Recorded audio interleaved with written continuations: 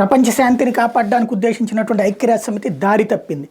తీవ్రవాదులకు మద్దతు ఇస్తోంది, తీవ్రవాదుల్ని కాపాడే దేశాలకు మద్దతు ఇస్తోంది. మానవ హక్కులు, పౌర హక్కులు పేరుతో సాధారణ ప్రజల ప్రాణాలను తీస్తున్నటువంటి తీవ్రవాదులకు సంబంధించినటువంటి వాటిట్లలో దిక్కుమాలినటువంటి మాటలని మాట్లాడుతుంది. ఒక పక్కన హౌతీ తీవ్రవాదులు, ఇంకో పక్కన హెజ్బుల్లా తీవ్రవాదులు, ఇంకో పక్కన హమాస్ తీవ్రవాదులు చేస్తున్న ఘాతుకాల గురించి స్పందించడం మానేసి వాళ్ళు వచ్చి చేసిన దాడులకు ప్రతీకారంగా చేస్తున్నటువంటి దాడులకు మానవ హక్కులు భంగం కలిగిపోతుందంటూ శోకాండాలు పెడుతున్నటువంటి వేళ ఐక్యరాజ్య సమితికి ఇజ్రాయెల్ షాకింగ్ స్టేట్మెంట్ ఇచ్చింది. ఏంటంటే తాజాగా ఇరాన్ చేసినటువంటి దాడి, ఇరానే మానవ హక్కులు, పౌర హక్కులు అంటూ చెప్పుకొస్తుంది. అసలు తీవ్రవాదులను పెంచి పోషించి దాడులు చేపిస్తుంది ఇరాన్. అట్లాంటి ఇరాన్ తాజాగా తన భద్రతకి, తన సార్వభౌమాధికారానికి ప్రాబ్లం వస్తే ఇరాక్లో ఉన్నటువంటి అమెరికాకు సంబంధించిన రాయబార కార్యాలయం మీద దాడికి పురిగొల్పింది. అట్లాగే ఇజ్రాయెల్కి సంబంధించినటువంటి మొసాద్ కార్యాలయం ఇరాక్లో ఉంటే దాని మీద దాడికి సిద్ధపడింది, దాడే చేసింది.